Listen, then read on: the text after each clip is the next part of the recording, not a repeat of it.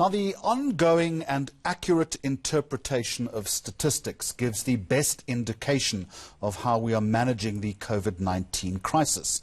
So, South Africa recording almost 2,500 excess deaths in the first half of this year, according to the latest Medical Research Council estimates. But after statistical adjustments, the estimated number of excess deaths attributable to the COVID-19 pandemic in the past 2 months is almost 7,000. I want to talk to Debbie Bradshaw, Burden of Disease Unit Director at the South African Medical Research Council, joins us via Skype this afternoon. Thanks for joining us. Maybe a starting point, as you help us understand this, is to explain what excess deaths are. Hi, Jeremy, and to the viewers. Certainly, I'm happy to try and explain. We do have, and all countries have, quite a challenging time tracking the actual number of coronavirus deaths.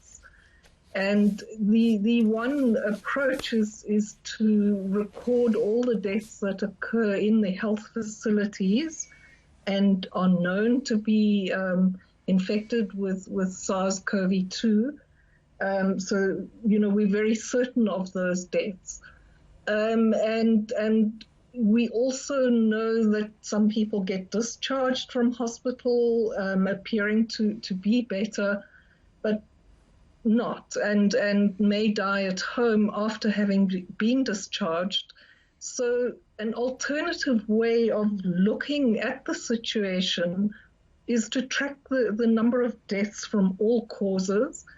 And that's what we've started doing in the MRC. We use the data that comes from the Department of Home Affairs, deaths that get registered by their families, and those that have an ID number are immediately recorded on the National Population Register. And Department of Home Affairs have been providing us with data from that register on a weekly basis. All right. And now, all right, go ahead. Let me not interrupt you. This is important. So we've been tracking those numbers for a long time. We've been doing it on an annual basis, but started doing it weekly.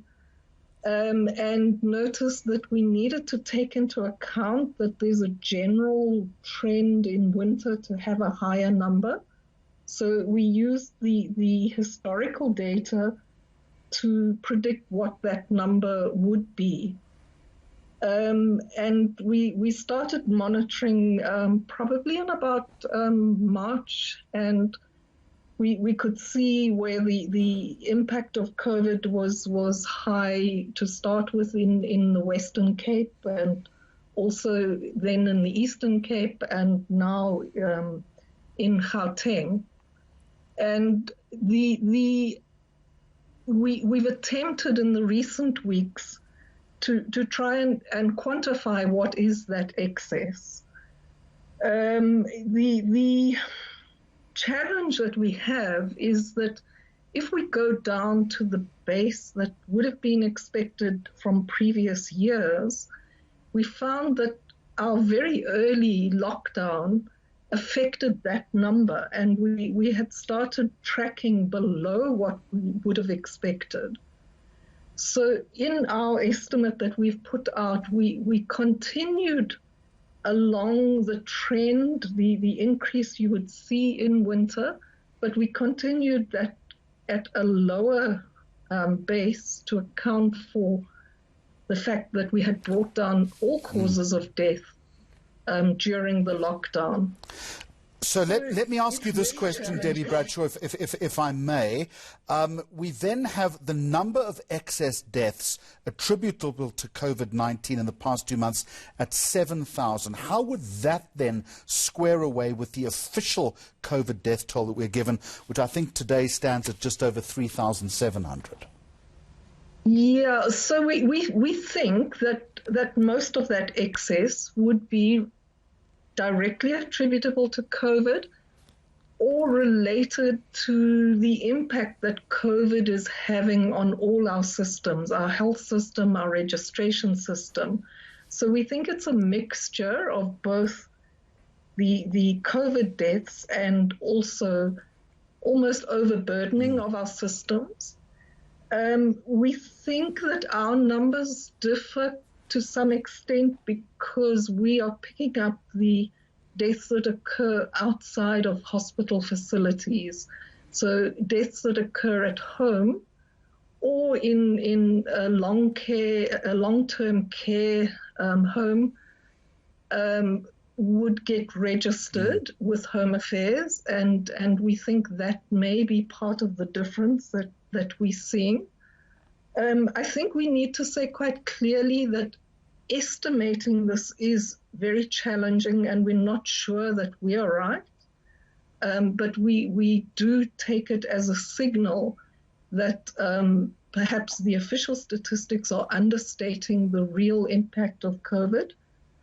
It's not unusual. It's happened in other countries. In the UK, they realized that the official numbers were based on the health system only, but they had other data sources that they could rely on, their cause of death data that is processed very quickly. They could quickly kind of adjust their numbers. Can I just ask you one final question, Debbie Bradshaw? Does your modelling then also look at different age groups? At the moment, we've done it separately for the over 60s and the under 60s, and the bigger burden is coming through in the older people. All right, we're going to leave it there. Thank you very much indeed. Debbie Bradshaw, Burden of Disease Unit Director at the South African Medical Research Council.